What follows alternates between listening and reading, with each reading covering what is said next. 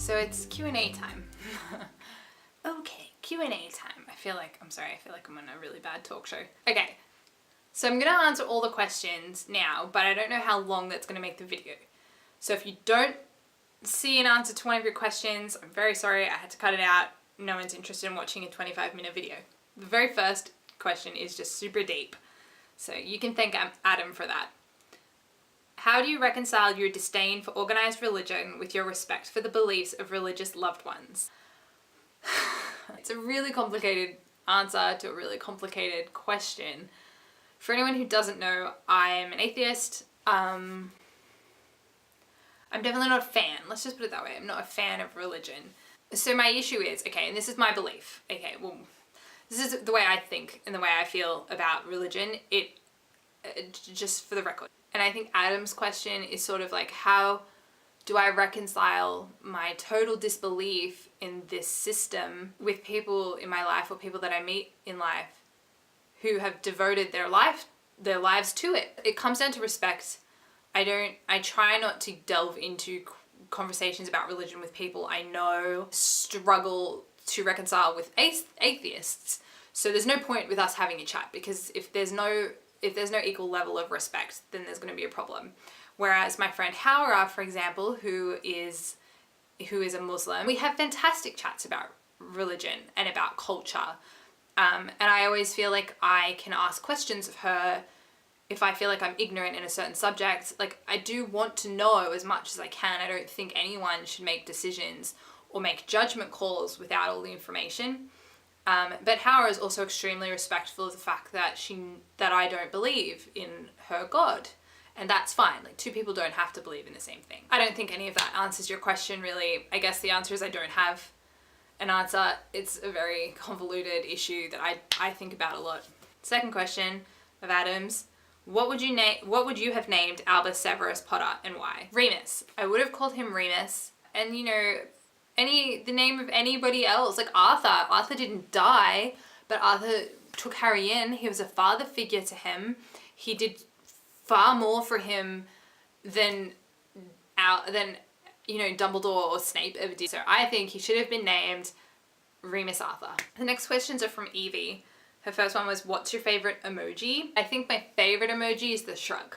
What's so good about Harry Potter? Apart from the fact that, you know, it's obviously a fantastic story.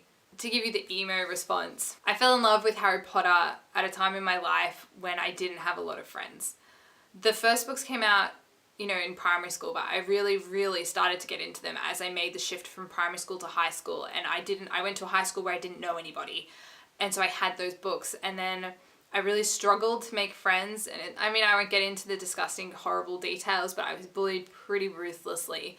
And I was very alone. And for a really long time, Ron, Hermione, and Harry were the only friends that I had. Harry Potter was different, and it was important, and it came along at a time that I really needed it. I know you don't like Harry Potter. This isn't supposed to convince you. If you had dinner with Lena Dunham, what would you ask her? I would probably ask how she balances being so passionate about something with having a platform with which to talk about it. I really struggle with talking about feminism when I'm being required to explain why I'm a feminist. You know, basically when I'm trying to convince another person why they should also be a feminist, I really struggle, because I have very deep-seated beliefs and values, but I struggle to articulate them. And sometimes when I do that, especially when I'm particularly earnest, I get muddled, things come out wrong, and I get misinterpreted, and then I try to explain myself and it gets worse, and I know this is something Lena Dunham struggles with. So I'm sure that she must have thought this through, and I'm sure she must have tactics, and I'd really love to know what they are, because I struggle with this a lot. How I'm coping with you being so far away: I usually cry myself to sleep at night. I really do struggle. I've struggled a lot since you left. But then you post something about the Teletubbies on Facebook and I'm reminded that you're a fucking bitch and I fucking hate you. Just kidding, love you. Kate asked, what is your favorite food? Halloumi. What's your dream pet? Oh, Kate, I'm so glad you asked. I want dogs. I want so many dogs. I want a mansion, and in my mansion, I want to have 100 rooms for my 100 dogs. They can all have their own room. They deserve it. They deserve it more. They can have my room. I'll sleep on the couch. This is what it is. Tell me that wasn't the greatest fucking thing you've ever seen. I'm gonna name it Hagrid, and if anyone steals that, I will find you, and I will cut you. How do you put up with Aaron? So I'm gonna answer this in a soppy way because Aaron has been roasted enough, and he's pretty great. He doesn't deserve it. I put up with Aaron because he watched every episode of Gilmore Girls for me, which is my favorite show. I put up with Aaron because he takes care of me when I get sick all the time, and he educated himself on a lot of the things that I go through so as to make it easier for me. I put up with Aaron because he always lets me eat the red and purple Skittles. I put up with Aaron because he hates halloumi, so I always get to eat his. And I put up with Aaron because I don't have to put up with him at all. He's awesome, and I want him around all the time. Hey Aaron. If you met Pauline Hanson, what would you do and why? I'd probably shake her hand because I'm an idiot and I have respect for people that don't deserve it. And then I would probably ask her how she reconciles everything she says with the children who are probably hearing it. It makes me so sad to think of children in minorities who are probably already going through enough shit in their life, hearing her on the television, a woman of authority, a woman in a position of authority and privilege, saying that they're worth less than her. Like, it's sad enough for adults to have to go through the shit that Pauline Hanson puts them through, but it really breaks my heart to think that impressionable kids are hearing everything she says and taking it to heart. Courtney asked why I'm so wonderful, but I'm going to take that as a compliment instead of a question. Thanks, Courtney.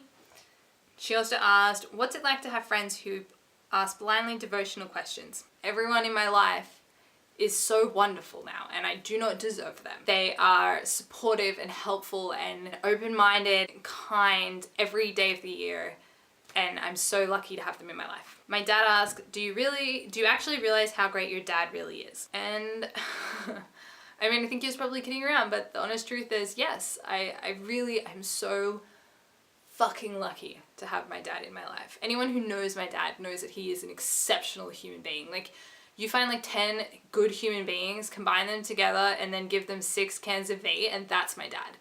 He's helpful and thoughtful to everybody that he meets, and he does everything for everybody else and puts himself last all the time. And not that I would advise other people to do that. You should always put yourself first sometimes, but I just mean he is so selfless. We share so many things that I'm so grateful for. Like, we listen to Harry Potter together in the car, especially as when I was younger, and we go skiing together and we have long conversations about important, relevant things, and we watch Sherlock together, and we can just hang out.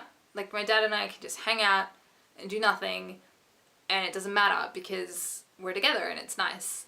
I have this really great memory of us one day getting in the car and driving away from the house together, and we ended up in Bundina and we got hot chips and ate them on the wharf.